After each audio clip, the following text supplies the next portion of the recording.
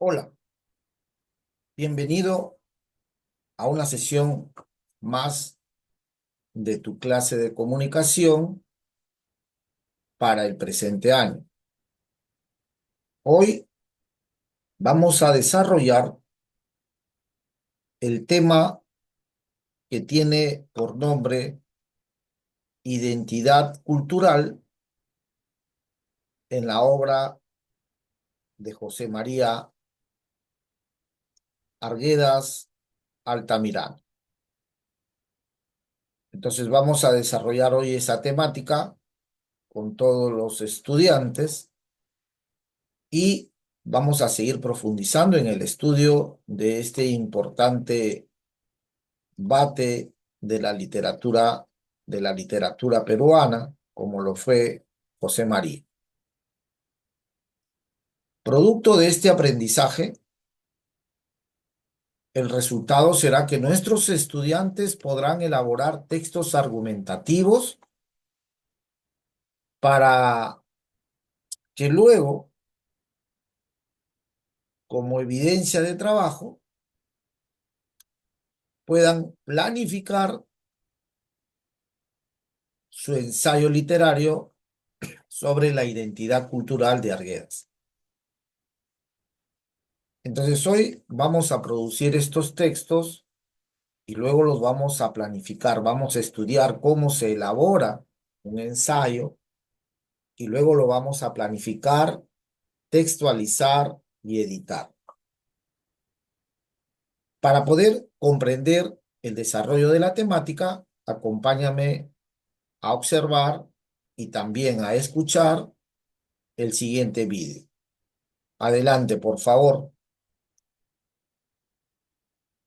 En el Perú, nuestra diversidad se expresa a través de nuestra identidad, nuestras lenguas y culturas.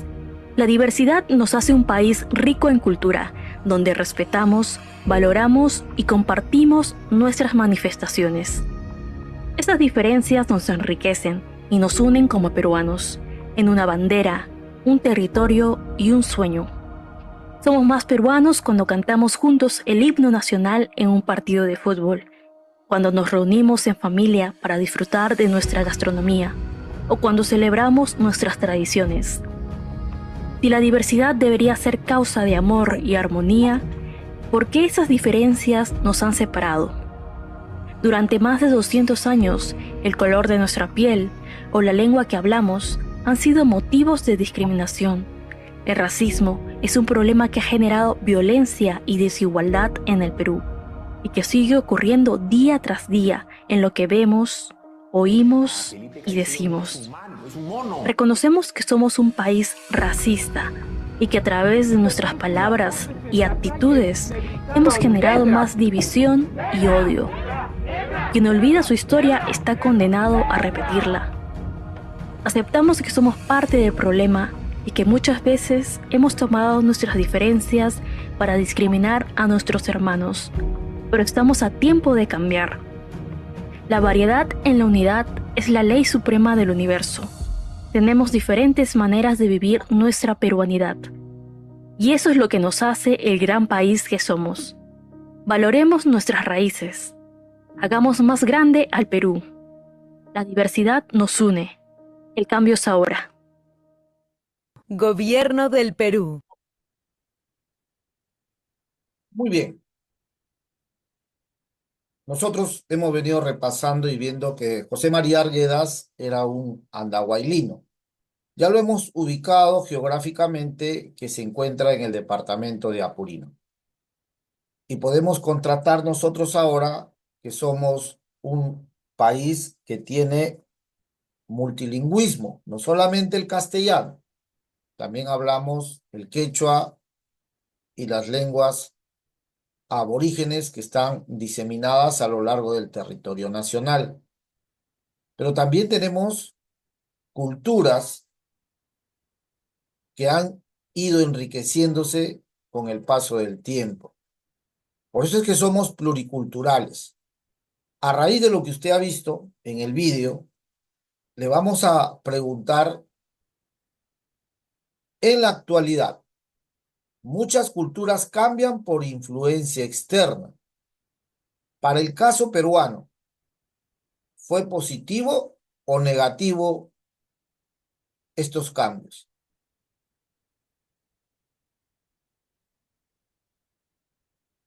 Número dos, Arguedas hablaba del encuentro de dos mundos. ¿Realmente se iban a encontrar dos mundos o era una expresión literal? Era una expresión metafórica cuando hablaba de la fusión de estos dos mundos, imaginariamente.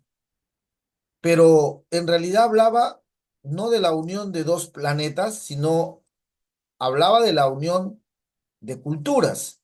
Entonces la pregunta para ustedes, ¿aún hoy sigue ocurriendo hoy esto? Pregunta número tres, ¿qué entiende usted por identidad cultural?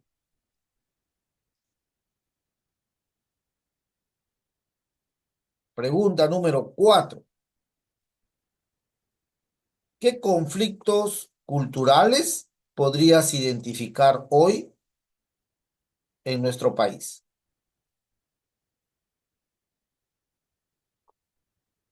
Y finalmente, pregunta número cinco, ¿qué puedes recordar a esta altura del trabajo de la obra de Arguedas?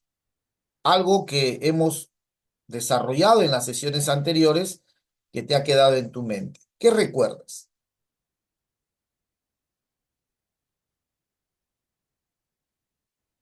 Bien, luego de haber repasado y haber escuchado las participaciones de todas nuestras estudiantes, tendríamos que decirles a ustedes que el tema que hoy nos va a citar es que podamos nosotros ver desde una perspectiva social a la literatura peruana y podamos leer algún ensayo de José María Arguedas. Para ello, tendríamos primero que empezar definiendo qué es un ensayo. ¿Qué entiende usted por ensayo? ¿La palabra ensayo le genera alguna idea, algún concepto?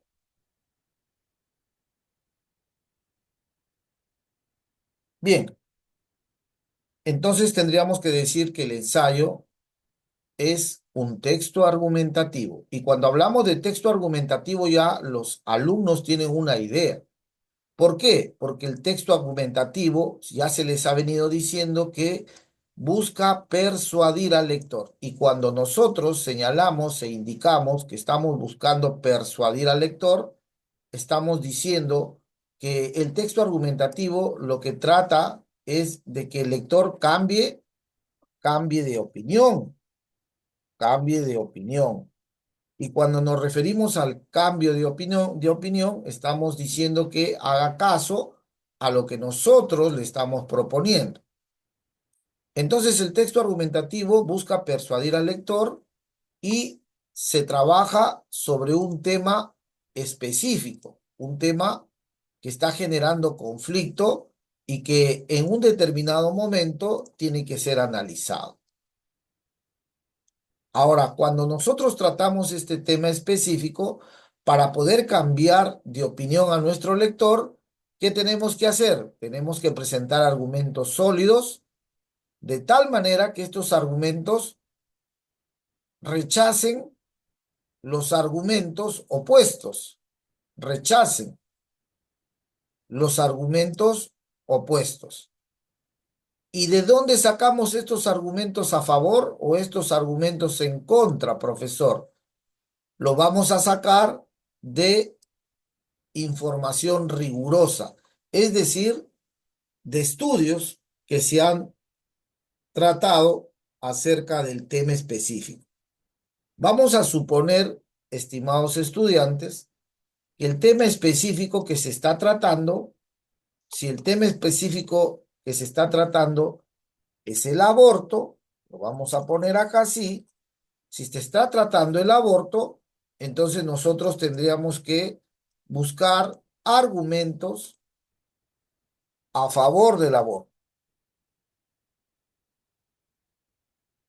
Estos argumentos a favor del aborto los vamos a sacar ¿de dónde? Se sacan de los libros o de las referencias. Cuando nosotros hablamos libros o hablamos de las referencias, estamos hablando de la búsqueda de investigación del alumno. Y también podríamos decir lo mismo con relación a los argumentos en contra, ¿verdad? Entonces, cuando hablamos de los argumentos en contra del aborto, también los vamos a sacar de los libros de las referencias. Profesor, ¿y cómo yo encuentro estos libros o estas referencias que usted nos está indicando? Bueno, generalmente, si estamos en nuestra institución, tenemos que ir a los libros que hablen acerca del aborto. Entonces tendríamos que ir necesariamente a indagar esta temática, ¿no?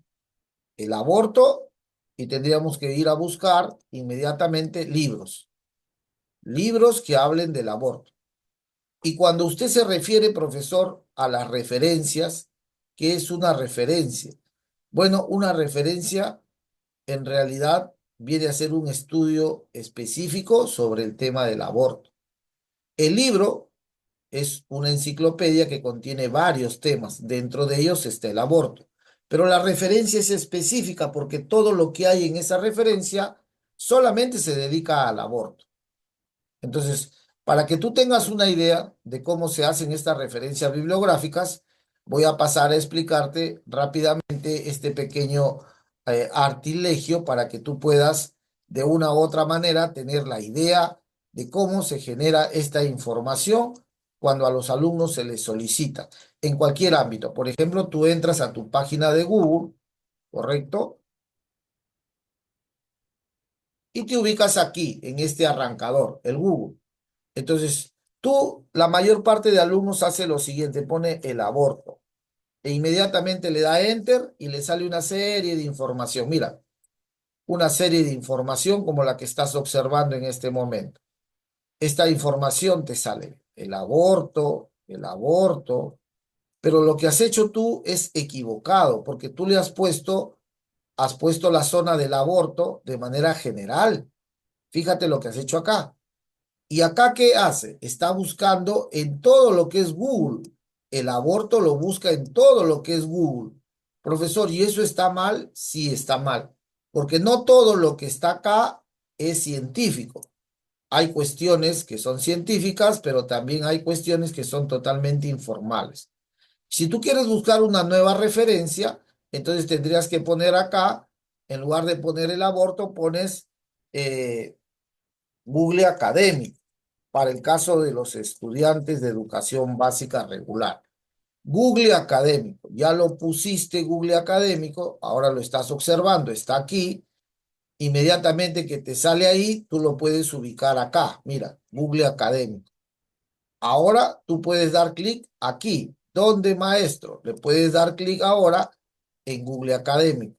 Si tú le das clic allí, donde te estoy marcando, en donde dice Google Académico, si le das clic allí, entonces lo que va a pasar es que toda la información que tú vas a sacar de ese Google académico, sí es una información confiable, sí es una información verificable. Entonces tú puedes ir aquí y le das clic y te lleva a esta otra página donde sale Google académico. Ahora sí le pongo el aborto. Fíjate, y lo voy a poner en español para poder leerlo. Y le voy a poner del año, ¿qué hablan del aborto en el año pasado, en el 2025? Porque nosotros queremos información reciente. No queremos poner el aborto y que te den información de 1930. No. Entonces, aquí tú puedes observar inmediatamente que ya la información se está actualizando. Mira, acá dice 2025, ¿lo ves? Ahí dice 2025. Esta información de cuándo ha sido del año pasado. Entonces, ya hay información fresca que tú puedas utilizar en las redes y sacar para, por ejemplo, si estuviéramos haciendo un ensayo, para tu ensayo sobre el aborto, ¿ya? Entonces, esa es la forma como tú puedes referenciar. Todo esto que está acá, querido estudiante, todo esto que tú ves acá, es información sobre el aborto, nada más, sobre el aborto. No vas a encontrar más información. Entonces tú vas buscando, vas leyendo y vas encontrando una serie de información. ¿Cuántos artículos hay ahí, profesor, para leer? Fíjate, aproximadamente te dice que hay 12.300 artículos que tú puedes leer. Pero profesor, 12.000 es mucho. ¿Cómo voy a elegir voy a leer tanto? Me va a faltar tiempo. Claro, yo no te digo que lea los 12.000. Tú tienes que seleccionar el que más se adecue a lo que estás buscando. Entonces, eso que te acabo de mostrar, estimado estudiante, es lo que nosotros llamamos la referencia, de lo que hace un rato te hacía alusión. Entonces, siguiendo con el trabajo, entonces tendríamos que decir que el concepto de información rigurosa lo sacas de allí, del Google Academy. Para eso, entonces, tenemos que recapitular y decir que el texto argumentativo es un texto que básicamente está buscando persuadir al lector sobre un tema específico y para persuadirlo le tiene que dar argumentos a favor o argumentos en contra. ¿Qué características debe presentar tu ensayo? Entonces, tu ensayo debe permitir expresar opiniones y reflexiones personales sobre el tema determinado. El ensayo se basa en argumentos y evidencias objetivas que van a desarrollar la idea del autor. Esta idea puede ser una idea que nosotros la podemos encasillar dentro de lo que es un argumento a favor o una refutación. Lo podemos ubicar por ahí a la idea, ¿no? Según cómo tú tengas también tu concepto con relación al tema específico. El ensayo debe ser claro. No hay que usar muchas palabras técnicas. Hay que usar palabras de un lenguaje estándar, de tal manera que las ideas puedan ser claras y transmitidas sin ningún problema. Y aunque el ensayo tiene una estructura, esta puede variar según la intención que tenga el autor y el tema que va a tratar. Entonces, hasta allí tenemos ya una idea de lo que vamos a hacer con relación a nuestro ensayo sobre José María. ¿Cómo se va a organizar textualmente, maestro, profesor, guía, mi ensayo? Y se organiza de la siguiente manera. Todos los ensayos tienen esta estructura. Tienen un título. Recuerda que el título es una expresión construida en sintagma nominal. Cuando hablamos sintagma nominal, usted tiene que entender que ese sintagma no tiene verbo. Por ejemplo, puedo colocar el título, por ejemplo, yo puedo poner el aborto, muerte o salida.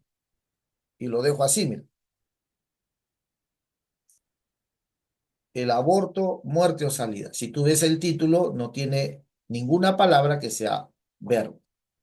Y luego desarrollamos contenido. Por ejemplo, tenemos la introducción, que puede ser un párrafo, no necesariamente es un párrafo. Acá mucha gente, muchos alumnos se confunden y dicen, profesor, usted ha dicho un párrafo.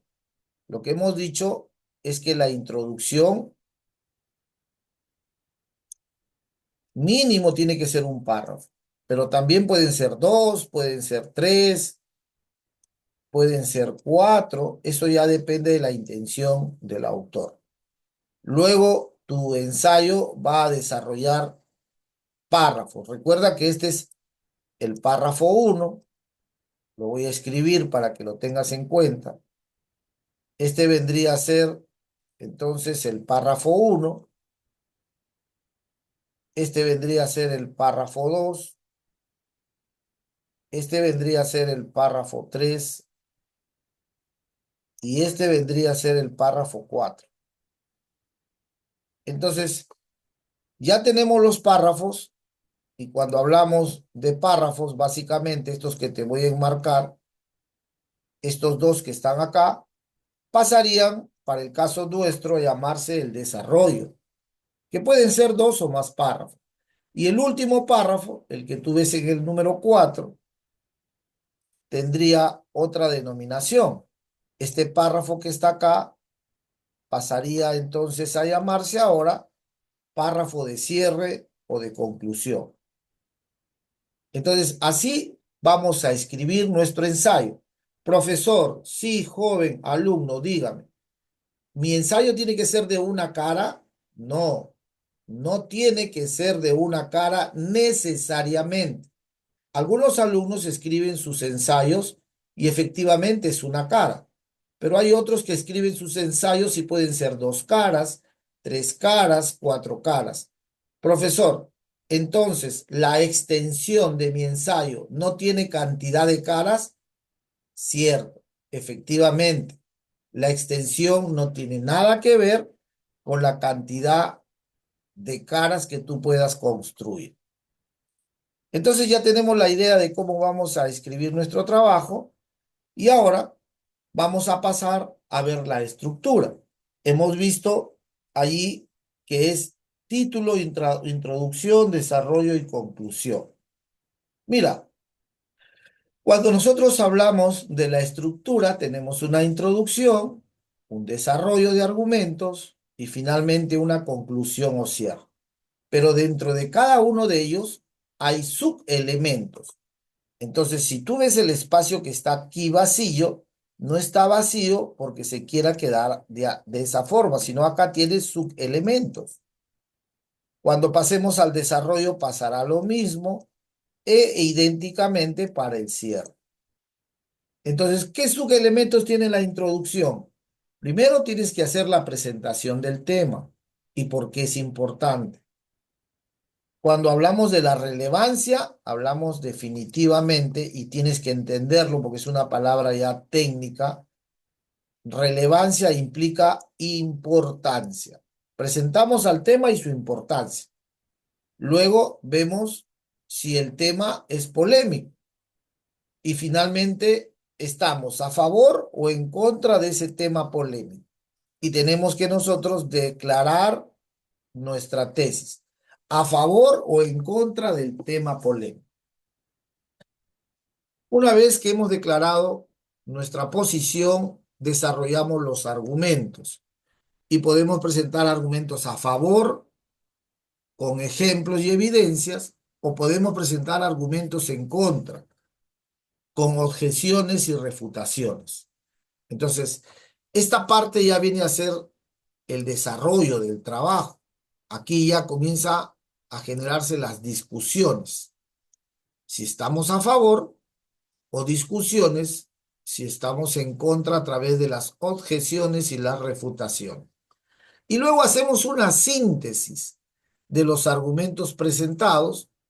También podemos hacer una reafirmación de la tesis, es decir, podemos decir que estamos en contra o a favor nuevamente, o en todo caso, podemos utilizar una reflexión para futuras implicancias con relación al tema que hemos trabajado. Entonces, nuestro trabajo del ensayo tiene que tener esta estructura cuando presentemos el mismo.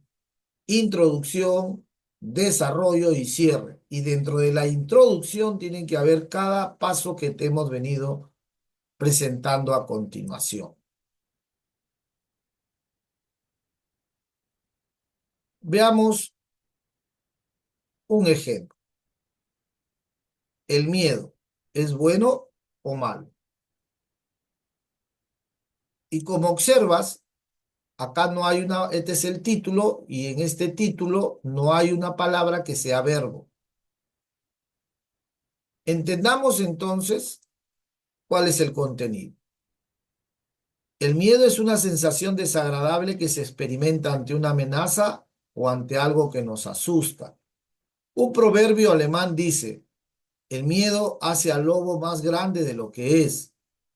Esta frase es muy acertada, ya que el miedo, con frecuencia, nos lleva a imaginar lo peor y a actuar de forma irracional. En ese contexto, cabe preguntarse, ¿puede el miedo ser algo positivo? Personalmente, considero que una dosis moderada de miedo es positiva e incluso necesaria, ya que no solo actúa como una forma de control y disuasión, sino que también puede ser una fuente de motivación. En este ensayo abordaré cómo el miedo puede convertirse en un arma de doble filo. El miedo puede ser positivo, ya que disuade a las personas de cometer actos peligrosos y promueve el control del comportamiento. Por ejemplo, pese a los numerosos conflictos desde la Segunda Guerra Mundial, Hiroshima y Nagasaki siguen siendo los únicos casos de uso de armas nucleares en guerra. Esto se debe al temor global ante su devastación, lo que ha frenado decisiones irresponsables. No obstante, un exceso de miedo puede limitar el progreso. En la exploración espacial, por ejemplo, la misión Apolo 11 no habría llegado a la Luna si los estadounidenses hubieran dejado que el miedo detuviera sus aspiraciones. En resumen, el miedo puede ser beneficioso, ya que, en su última instancia, contribuye a una sociedad más controlada y motivada. Sin embargo, para alcanzar grandes logros, el ser humano debe aprender a enfrentar sus miedos y encontrar el valor necesario para superar los obstáculos que la vida presenta. Estamos ante un ensayo acerca del miedo y nos habla de el miedo como un factor positivo o como un factor pernicioso. La interrogante es, ¿cuál es la estructura de ese ensayo en el ejemplo que acabamos de leer? Y entonces observaremos lo siguiente. ¿El miedo es bueno o malo? Es el título, es breve y al mismo tiempo describe alguna situación. Luego pasamos a la introducción, en donde se presenta la idea principal del escrito. Recuerda que en esta introducción yo generaba mi postura y la postura es la siguiente, ¿no? Acá dice, ¿puede ser el miedo algo positivo? Aquí está.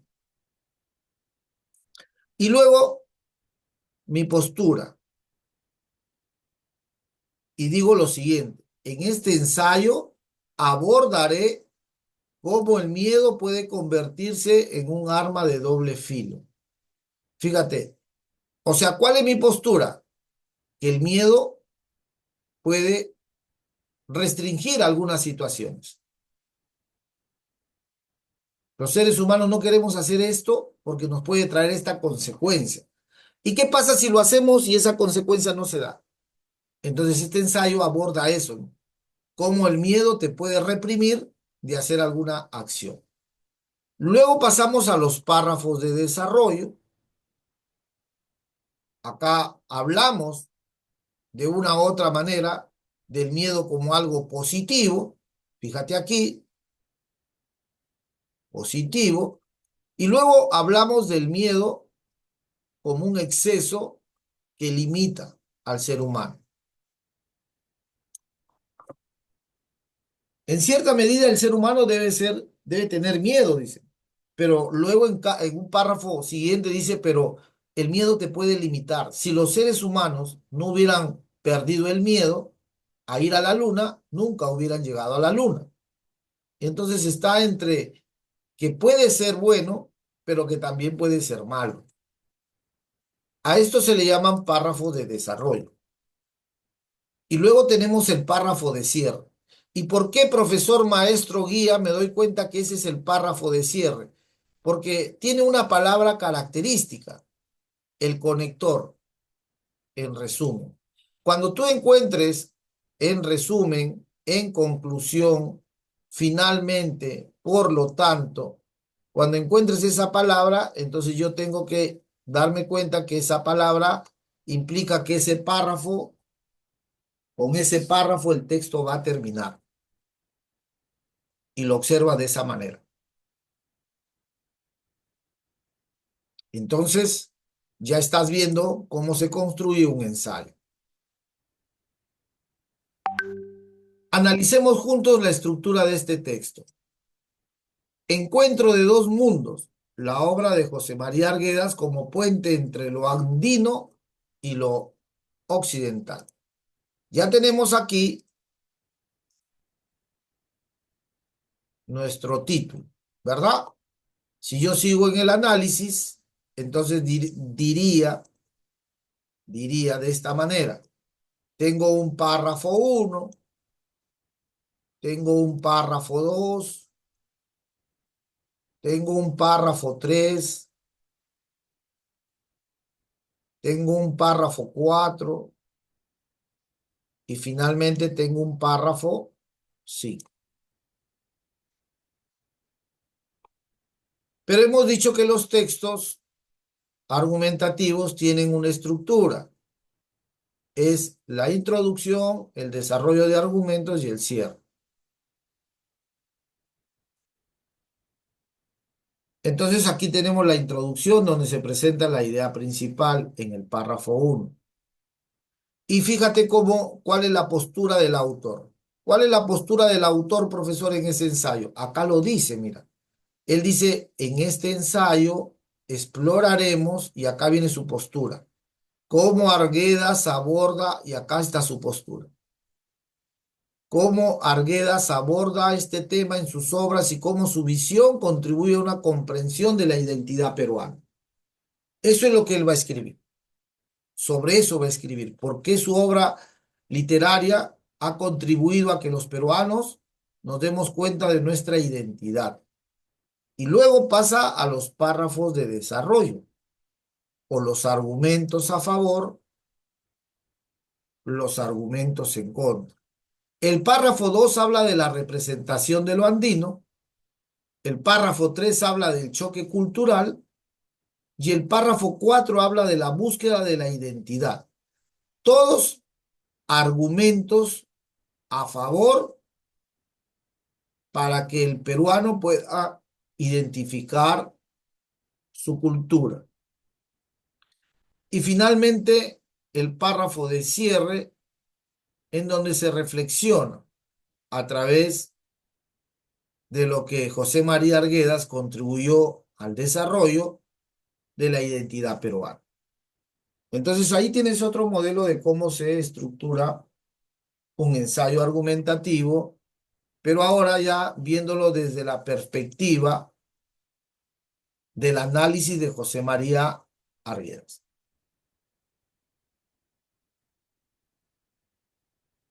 Vamos a planificar nuestro ensayo, ¿te parece? Para ello, te vamos a pedir, por favor, que la situación significativa en este caso es nuestra identidad y podamos escribir acerca de ella. Para eso, usted tiene que generar este plan de redacción. Primero, ¿para quién va a escribir? Segundo, ¿sobre qué va a escribir? Tercero, su texto, ¿a quién está dirigido?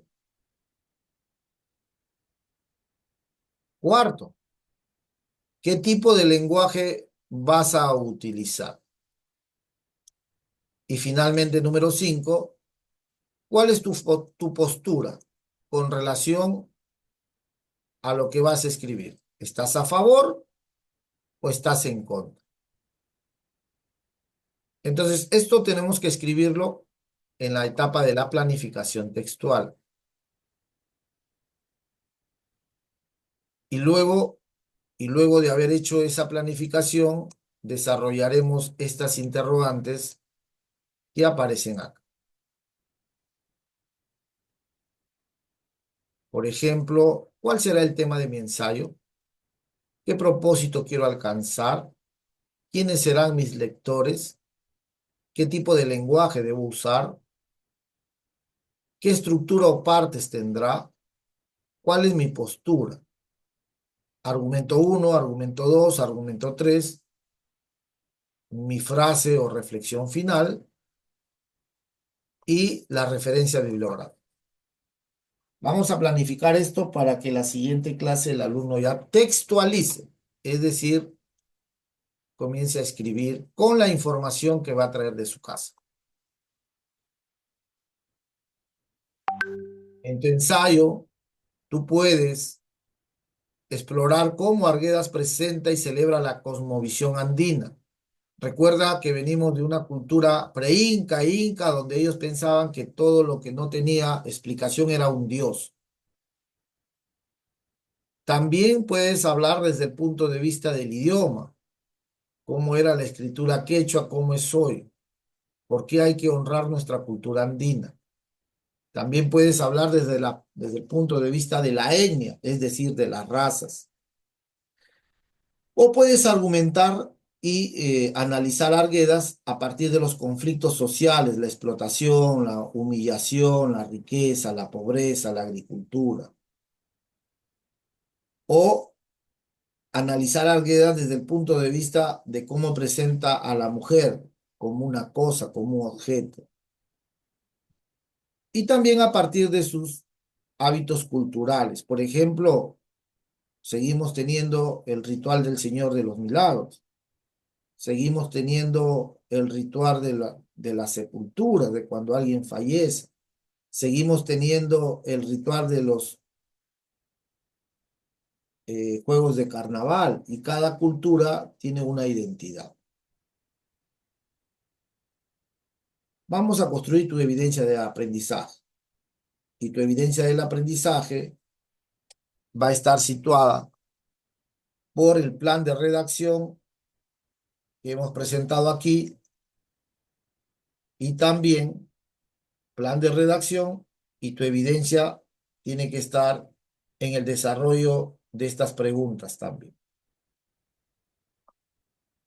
Bien, hasta allí, por favor, la siguiente clase usted tiene que traer ya desarrollado y en el aula usted va a escribir. Entonces es necesario que la siguiente clase usted traiga la información impresa, escrita, como desee, y en el aula escriba su ensayo. Lo va a hacer en el aula. Nos vemos la siguiente clase. Que tengan un maravilloso día. Nos estamos viendo. Permiso.